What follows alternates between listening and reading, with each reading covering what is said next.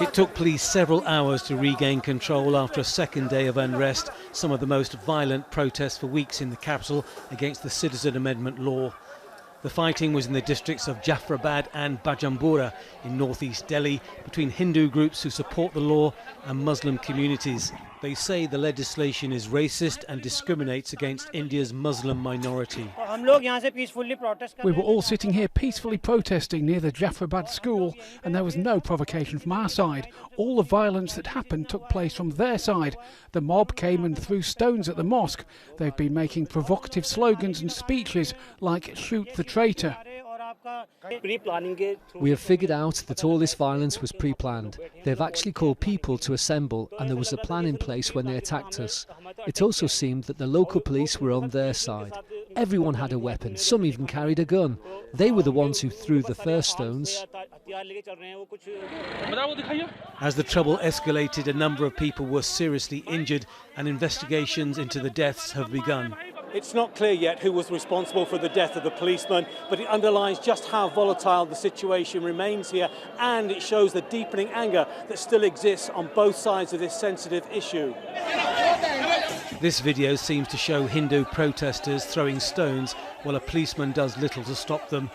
These scenes show others setting fire to Muslim property. The video cannot be independently verified. The violence followed threats by Hindu leaders to remove a group of Muslim women whose sit-down protest has forced the closure of a major road. A mosque in Jafrabad was attacked and cars and homes were set on fire.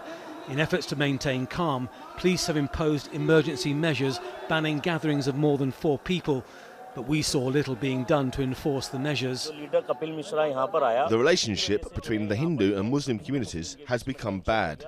And this tension has now spread in other places surrounding this locality and also further afield outside Delhi. As more security forces were drafted in to guard areas overnight, the flames still burned and local people are fearful of further violence to come. And we're looking at pictures from moments ago of the official welcoming ceremony shaping up to receive the US president shortly. That ceremony will include a symbolic laying of a wreath at Gandhi's memorial before the two leaders move on for direct talks at Hyderabad House. Let's bring in Tony Bertley. He's live for us in New Delhi. How much of a shadow is the violence casting over this visit by the US president?